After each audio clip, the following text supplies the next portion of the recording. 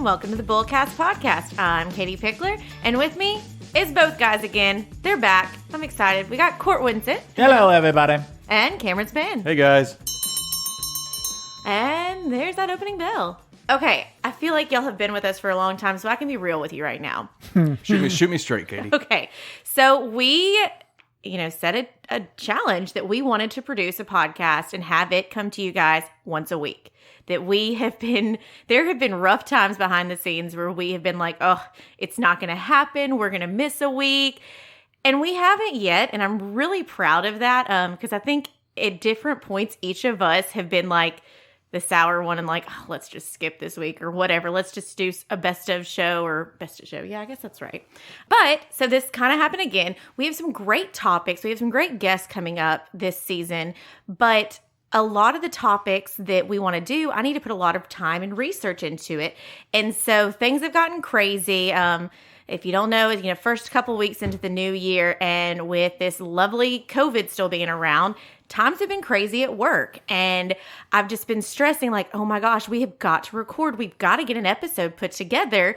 Okay, so what are we going to do? Because, we've got great topics, but I don't want to half-ass it. I want to put in the time to put the research in it. So talking to my mom, which, moms are great, and just kind of venting to her. And she gave me a suggestion. She goes, what about stress? You're stressed about picking a topic. Why don't you talk about stress? And I'm like, but Mom, it's a financial podcast. What am I going to talk about with stress? And she goes, Katie, think about it. When you're stressed, you may eat a lot, which then affects your health. Or you may be stressed and it impacts your relationship. And then you got to start paying for couples therapy or a divorce. I mean, that's dramatic, but it's true that stress. Also, money causes stress a lot of times. Exactly. I mean, you've got the financial stress. You've got all of that. But so this episode, ladies and gentlemen, is going to be about stress. And I just want to point out that the reason that we're doing the episode about stress is because Katie wouldn't take me up on my offer to do an episode about the finances of polar bears. Guys, I'm stressed thinking about this episode on stress. No. And going back to your point about us releasing a show every week. I thought we were going to go back to the point about the polar bears. Well, we can. That'll be point 2. Point 1 is I think we should remind our listeners that this is not our full-time gig. No. We do not get sponsored. You do not hear commercials on this. We are not allowed to make money on this thing. So we have full-time, stressful jobs, and we somehow find time to do a podcast. Yeah, I mean, if you are like me, then you're stressed right now. We're a couple of weeks into the new year. I mean, my outdoor Christmas is down, but my indoor still looks like Christmas exploded. It is, I know, stressing my husband out. It's stressing me out, but my other stress is overshadowing that. Here's an interesting thing that just sort of fits in. For those of you out there that are listening to us that actually watch the show, you will understand what I'm talking about. How do they watch us? He's talking about another show, not Watch Bullcast. I'm building up here. Okay. I'm leading into it. Okay. Don't stress me out. Okay, sorry. There's a show on Netflix called Queer Eye. And it is a show about 5 gay guys who go into a town and, they may take on a project for like a high school prom or they take on straight guys, gay guys, straight girls, gay girls, they do it all. So makeover is still the basic idea, but it's broadened. So my daughter watches this show and she was talking about the fact that there are 5 guys, and one of them teaches you how to cook, and one of them teaches you how to dress, and one of them teaches you how to handle your makeup, and one of them is a counselor that just sort of gives you counseling on your, how to live your best life, and then one of the people remodels your living space. Huh. So as I said, my daughter watches this show, and she was pointing out to me that 4 of the guys basically, what they do is they go shopping, or they sit around and talk, or they cook a great meal or whatever. Yeah. The guy that does the remodel, his name is Bobby. And while everybody else is taking the guy, taking whoever it is they're doing the makeover for out to eat or out to a store or something like that, Bobby is back at the house busting his butt, like building new structures and like completely remodeling spaces on God knows what kind of budget. The most recent episode that we watched, he built a freaking barn for somebody. Wow. And so everybody else is like relaxed and it's Queer Eye. Yay, let's go have a fabulous meal and then get some fabulous clothes. And Bobby's back there building a barn. That is stressful. I was like, what's the point? This is a nice story, but what's the point? Okay, I got it now. It's stress. It's all about stress, Katie. Yes. Well, and I kind of mentioned you're it stressing me before, out. but a lot of people are probably stressed out because they're working on with Skeleton Crews right now, because you get one person back who has, had COVID, and then another one goes, and it's crazy times right now. And then with schools, what's happening with your kids. So segue into that. So let's go ahead and get into our list. And so we are going to talk about some movies or TV shows that stress you out. Because, yes, we have enough stress in our lives, but let's choose our entertainment that's going to continue to cause us more stress because it's fun, right? Yeah, Maybe? absolutely. Absolutely.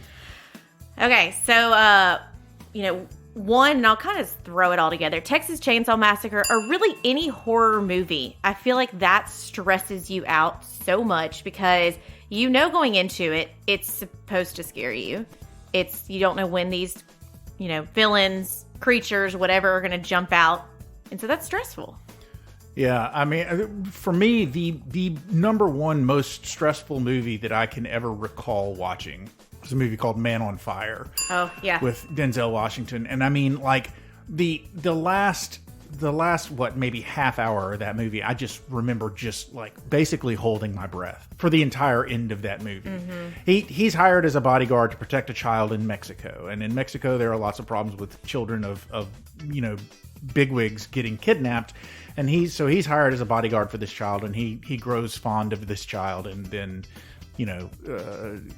things happen, and the last 30 minutes of that movie just absolutely.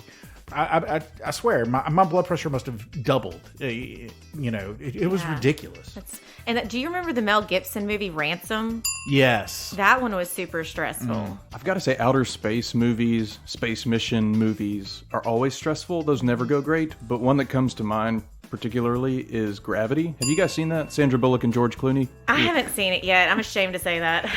Literally from 2 minutes after the movie starts until the final frame, it is stressful, event after event, and you're like, how can a movie be 2 hours long about a person in space? But oh boy, I have seen the end of that movie, but I haven't seen the entire thing. But I do recall very recently they showed a clip of the Golden Globes, the year that Gravity was released, and oh gosh, what is her name? Amy Poehler and Tina Fey. Tina Fey, thank you. So Tina Fey made a joke that was like Gravity, an entire movie about the fact that George Clooney would rather float away into space than spend any significant amount of time locked in a vessel with a woman his own age. That's a good joke. So one I haven't seen, but when I was researching movies that stress you out, was called Buried. It's Ryan Reynolds, and the entire movie he's apparently in a coffin.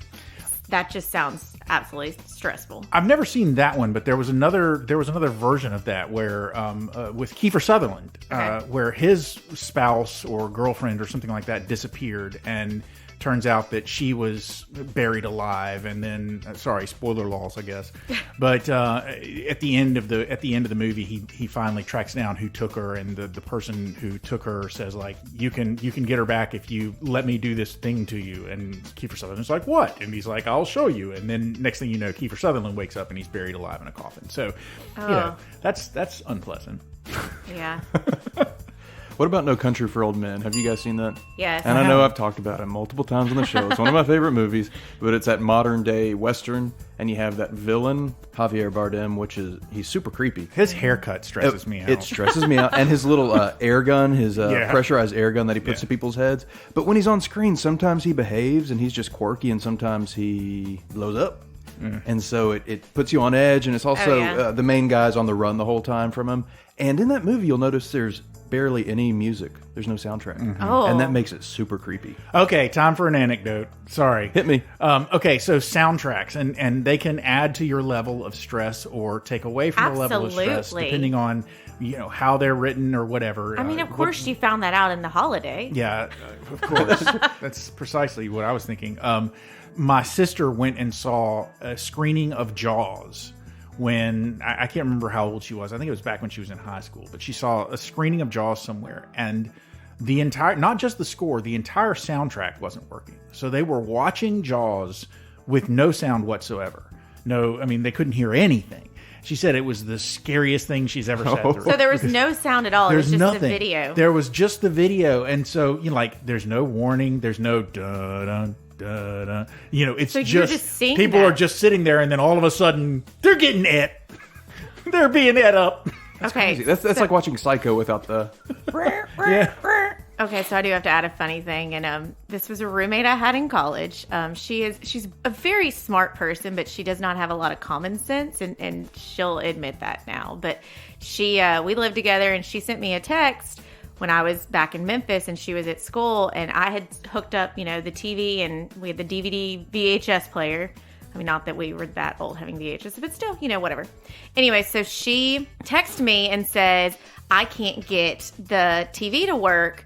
And I had to unplug it for something, so I told her how to plug it back in. Then she sends me a text and said, I'm going to watch your movie. Okay, cool, whatever. And she texts me and says, is this movie silent? I'm like, yeah, it's silent. 2 hours later, I get a text, and she goes, I think that movie was good, but are you sure it was silent? She sat there and watched a 2-hour movie. No. Because she had not connected the cables for the sound.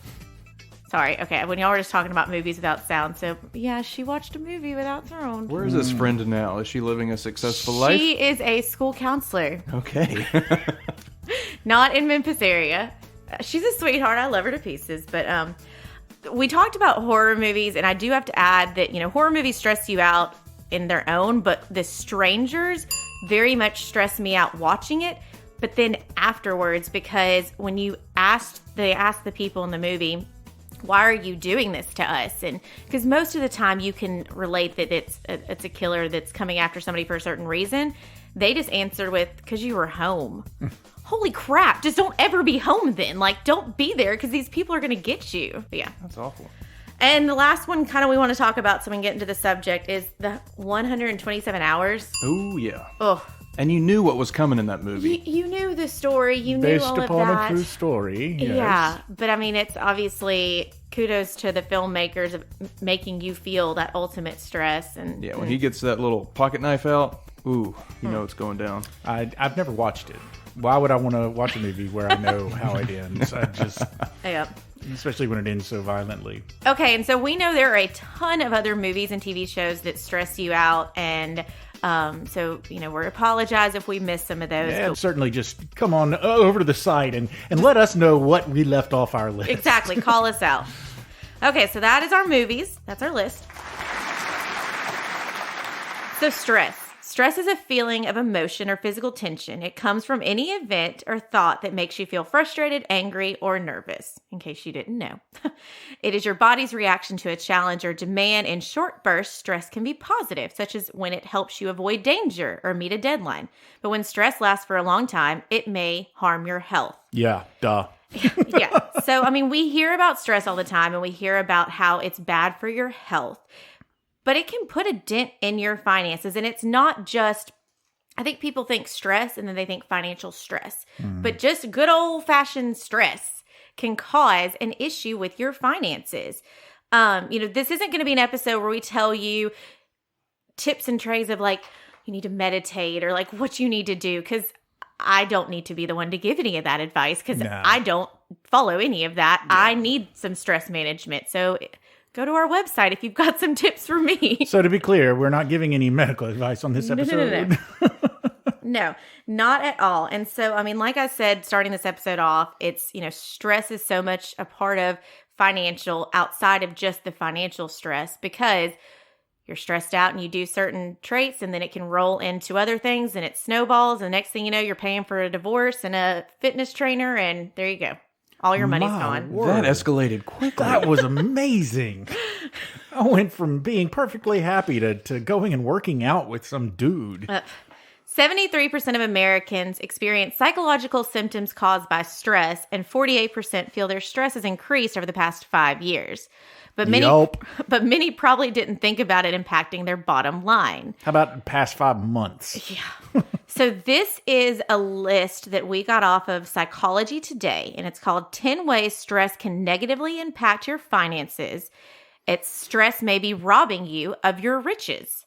So we're going to kind of go through this list. And then, of course, you know how we are. We've got to add our 2 cents to it. We can't keep quiet. So, Court, you want to start off with number 1? Okay. 10 ways stress can negatively impact your finances. Number 1, accrue late payments and overdraft fees, parking tickets, and other fines. How can that impact your finances? I guess that's obvious, but how is that a stress? Well, stress can cause overwhelming forgetfulness and disorganization that may lead to late bill payment and overdraft fees. So if you're stressed and you're overwhelmed, then you could be forgetful. Lord knows I am always disorganized, but when you add a lot of stress to me, I become forgetful. And then if things don't get done, all of a sudden you're in a hole. You miss payments. You've got all sort of late payments. It's that I can think of 2 things that with me, you can set up on your credit cards to have automatic payments, but it's usually just sets it up for the minimum. And so I don't set it up as automatic for the minimum because I want to go in and pay the full balance. And I've had a couple of times where I'm like, oh yeah, I'll get to that. Life gets crazy and you then miss the payment. And so you have to go back and now you've gotten hit with interest and, not parking tickets, but speeding tickets. If I'm like stressed out and just in the zone, not thinking about it, you may drive down that street that you know is 30 miles per hour and cops hang out on and you forget. And then now your stressful day has become more stressed because you got blue lights behind you. Yeah, I've actually gotten caught. There is a spot on the interstate that I know very well always has a cop camped out there radaring. I mean, 8 or 9 times out of 10 when I'm driving down this particular stretch of the interstate, there is a cop there. And I know there to be a cop there. And I know that he parks himself right where the speed limit drops from 65 to 55. And I know he's there. I know he's going to be there every time. I know where I need to slow down. And one day I was stressed and my mind was on something else. I was thinking about something else. I flew right past that speed limit sign saying that the speed limit had dropped. And there was that cop. And sure enough, he pulled right out after me. And I was like... when he pulled me over, he walked up to my window. I was like, I know you're there. I know you're there. I know the sign is there. I'd pass by here all the time and see you. I was thinking about something else and I just forgot. And he let me off with a warning that one time, but lucky. Yeah. Okay. Number 2, have poor financial boundaries. Stress can rob you of the energy needed to set healthy financial limits with others. For example, giving your teen the cash or items they are requesting because it's easier than putting up a fight. Yeah, so I don't have teens, but it's still that way with my little ones. I'm just like, we're worn out, and it's just like, behave for your teacher or do this simple task. I'll go get you a pack of Pokemon cards. And it racks up. Yeah, I mean, I got to say... once you've hit that third child reaching their teen years, a lot of stuff you just kind of go, I'm just tired. Just do whatever. Yeah. Just do whatever you want. I mean, I'm sure it's later in this list, but it's kind of, I don't have kids, but I can see it as it says robbing you of the healthy financial limits with others, that it may be that you're just more like throwing money at things because you're so stressed and don't have time to handle it, where typically you wouldn't have paid somebody to do something, but because you're just so overwhelmed, you're throwing money at it, which then it's not helping the problem. It's helping the immediate problem, but doesn't help the overall picture. Yeah, at home right now, I would literally pay somebody just to fold laundry. I mean, I would pay somebody to do the most menial task at my house just to get some stuff done. Yeah. Okay, Cam, why don't you do number 3? Spend on self-medicating items such as food, alcohol, and drugs. Pretty obvious. Stress can lead to self-soothing behaviors such as overeating, overdrinking, and overusing substances that can lead to addiction. So, I mean, I'm not an alcoholic, but I've caught myself, a few days in a row of stress. I come home, I crack open a few brewskis, and then it kind of becomes a habit, and I drink a little bit more, and Abby's like, what are you doing? Like, calm it down. Yeah, I mean, it happens. All of us are guilty of it. It's like one of the things that I think a lot of people, we've gotten in that ordering like DoorDash and ordering food delivered because we're in this whole pandemic and not wanting to go out. And so I think it's now become easier of like, oh, I don't want to cook. I don't want to go to the grocery store. Let's just keep ordering food. And that just keeps racking up and up. And then it's not healthy for you too, because more than likely the food you're ordering is not going to be like salads and grilled chicken and vegetables. Like it's going to be food from a restaurant that's not going to be as healthy as if you had probably cooked it at home. I used to go to the grocery store once a week. And when COVID hit and it started being sort of stressful to be out early on when we didn't know how it was spread and all that stuff, I got out of the habit of going to the grocery store, and we got into the habit of buying a lot of food to go, you know. It's because it's easy. It's you just think about it like, oh, we all do it. It's you text and be like, what do you want for dinner? Well, I don't feel like cooking. Yeah. I mean, we even had it with our HelloFresh. We were doing so well with the HelloFresh and cooking, and then it became both of us had such crap days that nobody wanted to go home and cook it. And so then it switched from, then you've got that food that's wasted, and then you have to still buy something because you still got to eat something. So, I mean, it's a spiral. It's just one thing goes into the other, and then there is dollar signs that attach to them. Oh, definitely. Side note, I mean, I love a good delivery service, but I don't know how they stay in business. Like, you order a $7 hamburger and fries, and it costs like $34 for it to be delivered because they have all the fees and the driver delivery. And I don't know if those businesses are going to be as successful once the world kind of goes a little bit back to normal. I mean, I think it's great for elderly people or people that maybe have they can't leave their house as much. I think that's great. But I think for a huge chunk of people that are using it as a convenience factor, that's going to change. And almost like all these DoorDash drivers are going to then go back to being Uber drivers and Lyft drivers, because then people are going to be using those services again. Court, hit us with number 4, Yeah, number right? 4. Okay, so stress can trigger mental health issues that impair the ability to work and or think about financial management. It's interesting. This one, we're all genetically predisposed to respond to stress differently, and we all have a differing sort of assortment of coping skills. But for some, excess stress triggers panic and anxiety and leads to depression. For others, it can trigger like underlying conditions such as post-traumatic stress disorder or eating disorders or addiction or something like that. Yeah. And this is probably the one that sort of speaks to me the most because I mean, the level of stress that I have on any given day can trigger anxiety. It can trigger, it's like Cameron said, you get stressed, and at the end of the day, you go home and you drink a little bit more, and you just you're not functioning as well because you're having anxiety, or you've had too much to drink or whatever, and it affects your entire life. And can have a really, really negative and compounding effect on your life if you don't manage it and find some coping mechanisms that don't involve alcohol consumption or eating or whatever. So this one's very true. Yeah, I'm not even going to comment on that because it's just echo absolutely. Okay, the next one, number 5, abandon your financial plan. So if you've listened to any of our episodes, I try and always harp on your overall financial plan because everyone should have one. Stress can push you into denial when you're on system overload. During this time, checking your balances or how you're doing with your budget is a priority. This leads to costly financial decisions. And it isn't a priority. Yeah, your budget isn't a priority. You're stressed about everything else, and the budget sort of takes a back seat. And it happens. And I mean, I know that.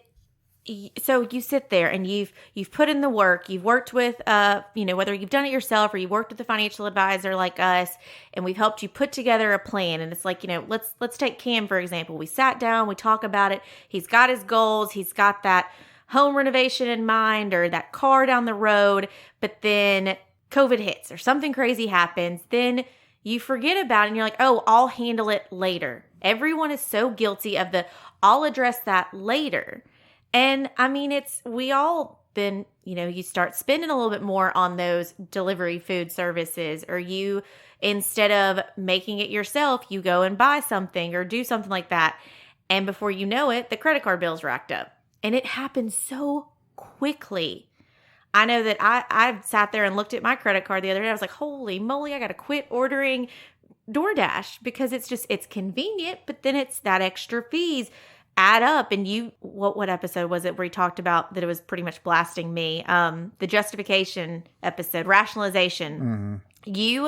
When you are stressed, you rationalize those extra expenses and you go, oh, well, it's okay that I went and bought this new dress, I'm stressed out. I need this to make me feel better, it's a coping thing. You're not necessarily doing alcohol or food, you're shopping, which then doesn't help your overall goal. And then you're starting back at square one with your financial plan, or at negative because you could have gone backwards. Ugh. Okay, number 6, Cam. Stress can lead to a decrease in self-esteem. Yeah, I feel this one on a deep level. Stress can trigger your inner saboteur.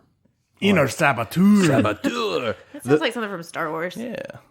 The voice in your head that criticizes you and puts you down. This can impair how you put yourself out in the world, making you less confident and assertive. And this can affect your job performance. I mean, I'm not that bad, but stress, it does make me want to stay home. I don't want to talk to people. Mm-hmm. I just curl up in a little ball and cry. And it could if you're stressed at work, it could keep you from then going and having that conversation with a coworker or your boss and really selling yourself. So it could make you miss out on a raise or a new job opportunity because you were so deflated and not feeling good in your own skin. It's so much easier to separate yourself and go hide in a small secluded cabin in the woods. I'm just saying. It gets you away from the stress, and then you also don't have to deal with all of your other failures. Oh, Lord. Okay, number 7, Court. Stress can make you make reactive financial decisions. Okay, so I'm not sure what this one is talking about. Stress can create panic, leading to impulsive and reactive financial decisions. For example, you might move into an expensive apartment because you can't handle living with your family, or sell stock because you are worried you won't have enough cash. Okay, so the first one, you might move into an expensive apartment because you can't handle living with your family. I might know somebody who recently did that. I'm not saying that she couldn't handle living with her family, but she definitely was looking for a way to get out the house, and she found a way, and it involved an expensive apartment. Oh, gosh. But a lot of people are guilty of that for sure, just making those big impulses, or like, oh, well, I'm just not even going to go, and just cancel your plane ticket and your airfare because you're thinking you're saving money, but then you get slapped with cancellation fees or something like that. Let's not even talk about my sister and I were talking about travel anxiety the other day. Well, I can be looking forward to a trip like nobody's business, and about a day or two before I start stressing out about it. And the day of, man, I am ready to back out of the trip. I am ready to call it off and be like, never mind, I'm not going. This was a terrible idea. And I will be like that at least until I get to the airport gate where the plane is going to take off. Once I get past security and sit down at the gate, sometimes I'm okay. Sometimes it takes me till I actually get checked into my hotel where I'm going before I will relax. But it's a thing. I will step back and be like, no, I'm not going. Never mind. Doesn't matter. I'll throw away the tickets. I don't care. I'd be like, yeah, sunk cost. It's gone. I don't care. I'll give an example that a lot of people I've recently talked to with some of our clients. A reactive, impulsive decision is you're so stressed out about your student loans. And right now there's been so much, and y'all, we are going to do an episode or 2 or 3 about student loans because that is an important topic. But so many people are just like, I'm tired of it hanging over me. I know that it keeps getting pushed out, the deferment. Now we're to May. And a lot of people just want to be like, I just want to be done with it. I want to throw money, whether it's your student loans or a car or a house. And so I think that is very much an impulsive and reactive moment of, I'm just going to throw money to it and it's gone and it's done. But that was a stressful moment. You decided to do it, and that may not have been the right decision because you could have used that money somewhere else. Okay, number 8 is engage in negative or catastrophic thinking about money. Whew. Stress can trigger fear-based thinking that can lead to financial self-sabotage. That's kind of what I was just talking about. Making desperate financial choices like selling a house or an item for less than it's worth, or quitting college because you are worried about accruing debt. Yeah. I feel like there's a lot of people that financial times cause the stress. And you just, oh, well, I'm just going to sell my prized Pokemon cards. Yes, I looked at you, Cam, because I think he's still thinking about that binder. I still cry about that every evening. But it's, again, that's where a lot of people, if you are in those financial dire situations, before you go and sell something for way less than it's worth, come and talk to somebody. Come and talk to us and see if there's other options to help you out. Okay. Number 9, stress can make you experience interpersonal conflict. Stress can trigger relationship conflict at home and at work. This can lead to job performance issues, job loss, and lost opportunities. It can also lead to unanticipated expenses of relationship breakups from moving out to divorce proceedings. That escalated quickly.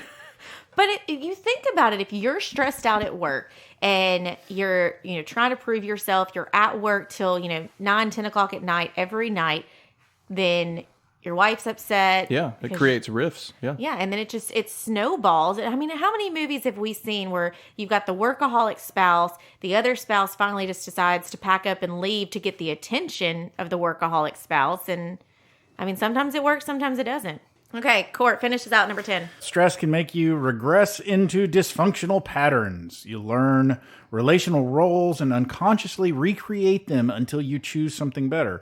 Stress can trigger a setback into old relationship patterns, such as financially enabling others to not take responsibility for themselves that no longer fit your needs.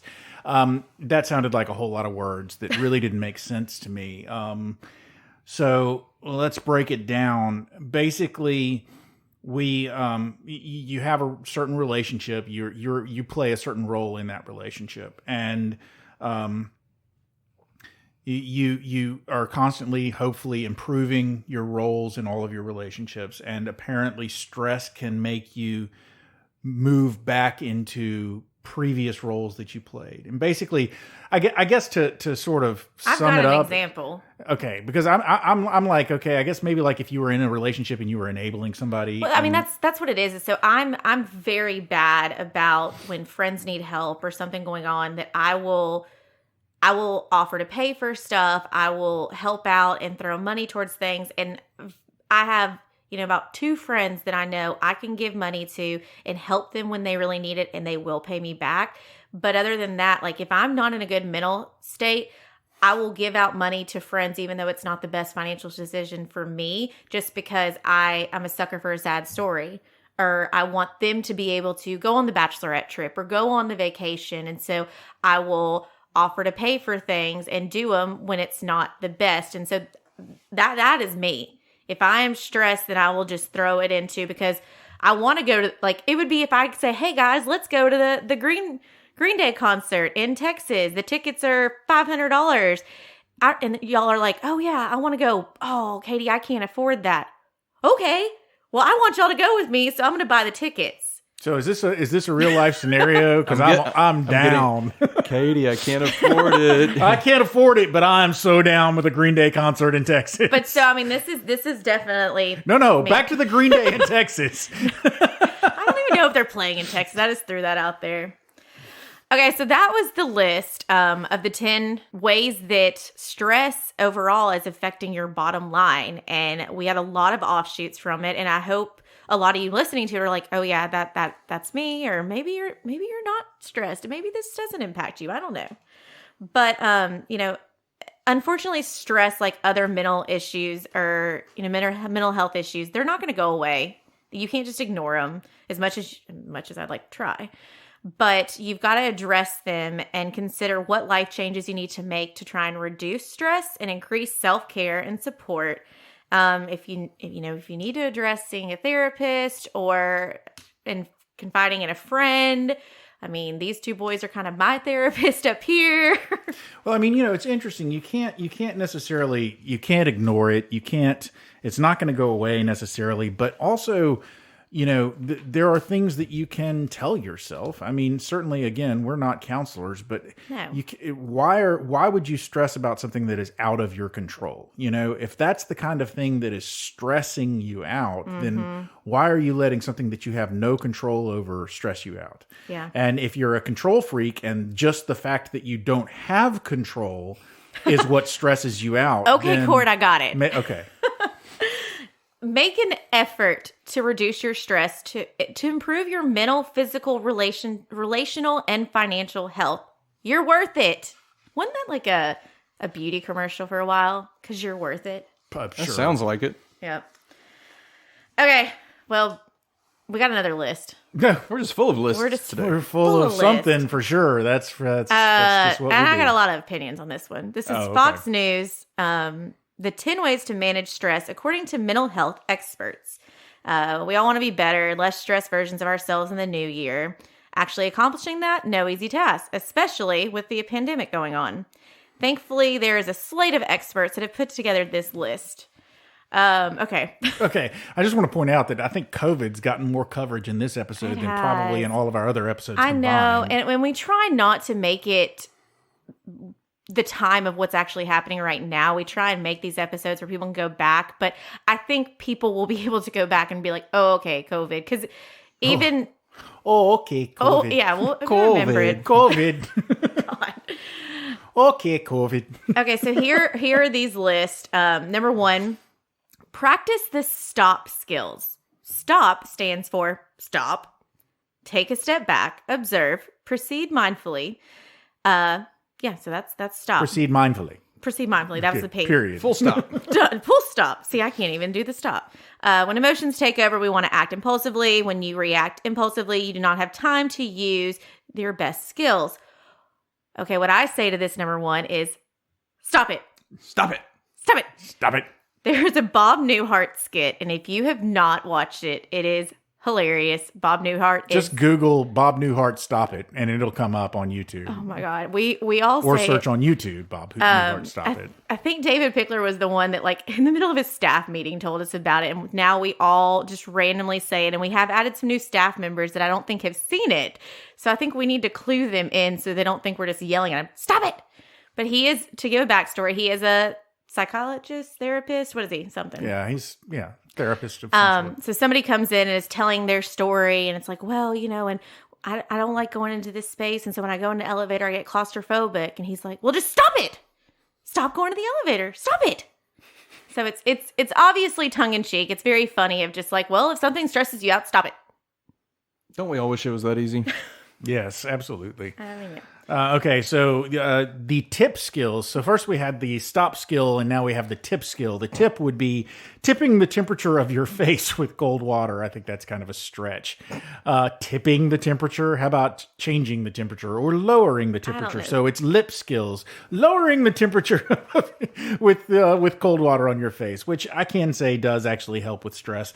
Intense aerobic exercise. Obviously, back when I was running a lot, that was the part of the reason that I ran as much as I did, was because it helped me sort of process everything that was going on with me in a given day. Because endorphins make people happy, and happy people don't kill their husbands. Paced, exactly.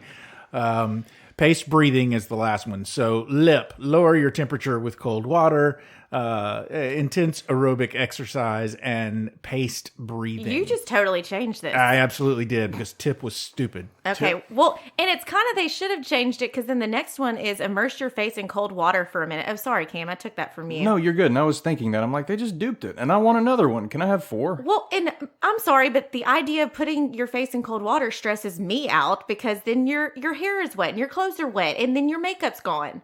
Nobody wants a cold shower. All right, number 4, get outside during daylight hours. That actually does help. I'll go play some disc golf. Abby's like, you're stressed, you need to go outside. Go hiking. Take your bag and go. All right, Court, number 5. Connect with others if you're feeling lonely. Connecting with others stresses me out. I'm not going to lie. It stresses me out too. This one isn't going to work for me. But if you're a people person, if you're a person who likes being around other people and likes that kind of interaction and interaction. Interaction. Oh, no. Nope. If you're the type of person that likes that kind of interaction, then obviously, putting yourself in a situation where you can interact with other people is going to help you. It would not help me. It would just make me worse. But that's just me. Next. Okay. Identify your triggers. I don't know if I've been living under a rock, but this is now like a thing. People are like, oh, she's been triggered. I didn't. I think, Cam, you had to explain that to me one day, because I had no idea what that meant. And so people now know what triggers them to upset them. I had no idea what my triggers were. I mean, I still don't really know.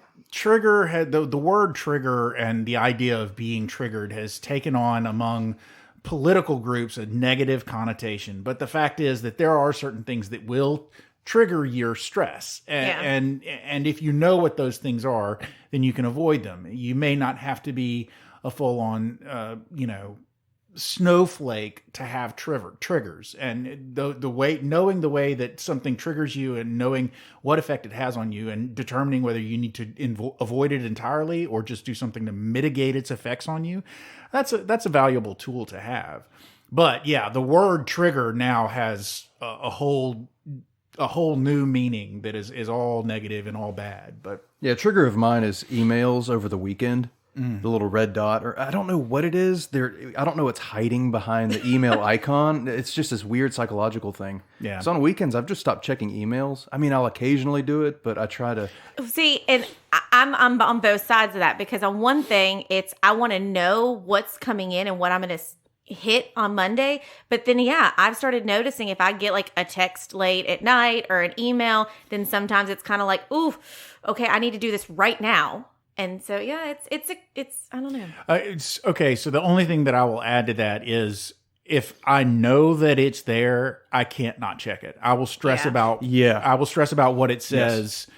So I would have to shut off my email entirely on my phone so that I didn't even know that I had email waiting for me. Because if I see that little red bubble that shows that I have one email, I'm going to want to open it and see what it says. And if it is something that is going to stress me out about work, then it'll ruin my weekend. Yeah. Is it me? Yeah. Okay. Remember the big picture. So, your standard 30,000-foot view. Yeah, absolutely. What are the priorities? Is this thing you're stressed out about really that important in the grand scheme of things? Yes. Probably not. That's hard to do, especially when you're in the thick of it and just so stressed out that it's crippling you to really take a step back and figure it out. Okay, I like number 8. Number 8 is practice forgiveness. I mean, I don't do it, but you like it. You like don't in do theory, it's a good idea. I've thought for a long time that giving people the benefit of the doubt, not judging others, practicing forgiveness. Those are sort of good merit. It's a good trait to have. I don't want to hold things against people because when you hold something against somebody, it poisons you on the inside, which is why basically, I've been holding so many things against so many people that I'm just basically rotten to the core. I was going to say, you're doing better than me if you don't hold any grudges. Okay. I try not to. Oh, number 9, try the grounding method. Think of 5 things you can see, 4 things you can touch, 3 things you can hear, 2 things you can smell, and 1 thing you can taste. I think this may work for some people. I love the last one. just Cameron, just for the last one, just read it. Read number 10. Just read. I think you're talking about the previous list. You want me to read just 1 thing you can taste? No. Yep, number 10, the final one. Here we go. Try a stress dump. Let them all out. Release the Kraken. What in the world is that talking about? How? Just like vocally yell it? It's not. You can't just magically let stress go. At least I can't. Well, it's kind of one of those that, like last night, at the end of the workday, everyone has left. I just went and probably was a turd because Court was in the middle of working, and I just went and plopped myself in his office, and I was like, okay, I got a word vomit, and I just vented, and I did think I felt better, but then I got in my car and had another moment, but whatever. So I think that's the stress dump of if you've got your person that you can kind of just vent to, do it. Sometimes it helps. I don't know. Dump the stress. Yeah, I've never found a way to really dump the stress. I've found a way to forget about the stress for a while. Yeah. Forget about life for a while. But maybe the person you talk to can help you see the bigger picture, or help you kind of do it one of these other steps. They can throw cold water on you. One of the interesting things that sort of brings up is that idea. Everybody I'm sure has heard of the idea that women, when they come to their partner, especially their male partner, with a problem and they're complaining about the problem, the male's immediate instinct supposedly is to fix it, to try and find a way to fix it. And women don't want their problems necessarily to be fixed. They just want to be seen and heard and understood, and they want to vent and so on and so forth. I don't think that is true just for women. A lot of times I'm complaining about something and I am not looking for an effing solution. I am just looking for you to listen to me complain about it for a second and then let me go on about my merry way. I was going to say, I'm pretty sure both of y'all have vented to me about stuff and then I've gone and tried to fix it. I mean, it's funny. Like, stop it. It's funny because women are constantly, I don't want you to fix this. I just want you to listen to me. And then they'll turn around and try and fix your stuff all the time. Double standards. Double standards. You ever heard the analogy? A woman is like a pancake and a man is like a waffle? No. Have you heard that? No, explain. Well, think about the syrup on it. A man compartmentalizes. The syrup goes into each little space. A woman is just like, blah. It all just mixes together and everything is just chaos. Beautiful chaos. I was about to say, well, we just lost all our female listeners. Thanks. I like pancakes. I do. I like pancakes with butter and syrup all mixed together. I like syrup on my bullseye. Is it time? It's time. Okay. That was a hell of a segue. Okay, Cameron, how about your bullseye? We'll let you go first. You know, I'm brand new to this bullseye thing. Have I earned it yet? I believe so. You earned it. 2 full seasons of episodes. I mean, you just 3 seasons. You just dropped that whole waffle pancake knowledge on us, so I think you earned a bullseye. All right, and that is not my bullseye pancakes. All right. Pancakes are my bullseye. Okay, this is just personal experience here. As a guy, Court, I don't know if you're this way. For the most part, with my stress and anxiety, I bottle it up. For a long time, I didn't like to talk about it, and I just looked like I was in a bad mood all the time. Kind of treated the people around me in a bad way. And recently I've learned to just talk about it. Abby's like, let's vocalize it. I can tell something's wrong with you. Come on, talk it out. And it usually helps me. So my bullseye would be, don't bottle it in. Share it with somebody that you trust. Bullseye. Okay, well, my bullseye is, somebody like this out there, or maybe you are the person that is like this out there. The type of person that practically takes pride in the amount of stress that they have in their life. The type of person that works extra super hard and is constantly stressed and is constantly bragging about how stressed they are. You know what? That's not good for you. It's bad for you. It's bad for your mental health. It's bad for your physical health. And it's bad for your financial health because of just all the ways that stress can affect your life. So stop it. Just stop it. If you're stressed, you might want to consider taking a break, because I guarantee you, if you are super stressed all of the time, then you're stressing out the people around you too, and you're making everybody's life worse. Bullseye. Okay, so I first thought Court was talking about me for a second with his bullseye, but obviously he couldn't have been, because that would just be mean. No, but it's kind of it's segued with both of y'all's, is because there are a lot of people who are super super stressed out, but then don't tell people, and it's when you've got that person who just needs a quick favor, or, we've talked about before, somebody reaches out to Cam, hey, can you make this quick graphic for me? Or somebody reaches out to me, hey, can you help us with this event real quick? And being okay with setting boundaries and saying, you know what? No, I'm really stressed out. I'm really bad about it. And I know these two guys are bad about it. I constantly am like, I know everyone else is so busy, so I don't want to tell them that I'm more busy than them. And I have this whole dialogue in my head of like, oh, well, they're probably just as busy. And if I say I'm busy, I can't do it, then I'm kind of, can I say? Well, you just did. Yeah, you did. I'm kind of a turd if I say that. Anyway, so my bullseye would be that stress is going to happen. It's always going to be a part of your life, and just really kind of try and figure out what works for you on how to cope with it. But also know that just because your stress is about work or, kids or whatever, it does all roll downhill and it does turn into financial relations issues. And so if you are stressed, then a lot of times your financial advisors can jump in and help you with some of the stresses in your life that can majorly impact your finances. So ask a friend, whether it's a therapist, financial advisor, good buddy, family member, whatever. Get help when you need it. Bullseye.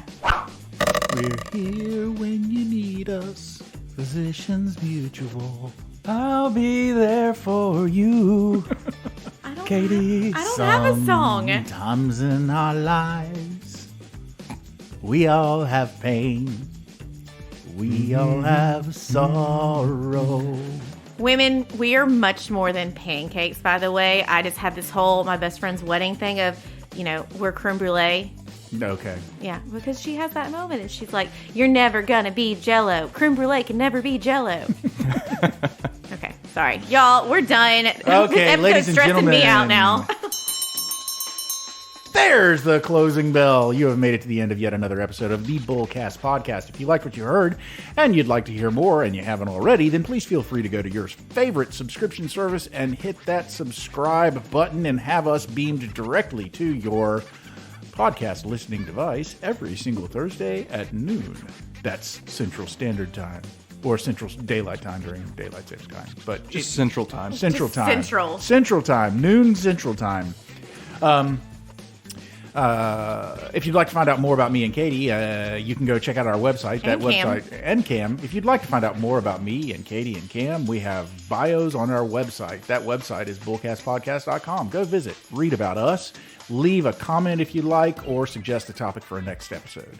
We also have an Instagram handle. That handle is @BullcastPodcast. A Twitter handle. That handle is @BullcastPodcast. Please feel free to tweet us what movie you think is the most stressful movie ever that we didn't put on our list. Mm-hmm. Finally, ladies and gentlemen, Cameron, Katie, and I, all three work for a place called Pickler Wealth Advisors. And if you'd like to find out more about that business, what it is we do there, find out more about us, because we've got some bios on there too, find out a lot about our amazing team and our boss, David A. Pickler, please feel free to go to that website. That website is picklerwealthadvisors.com. That's advisors with an O. Not an E. Ladies and gentlemen, I done give it to you all. You got everything you need. So be merry and be happy. For now, I'm Court. I'm Katie. I'm Cam. And we out.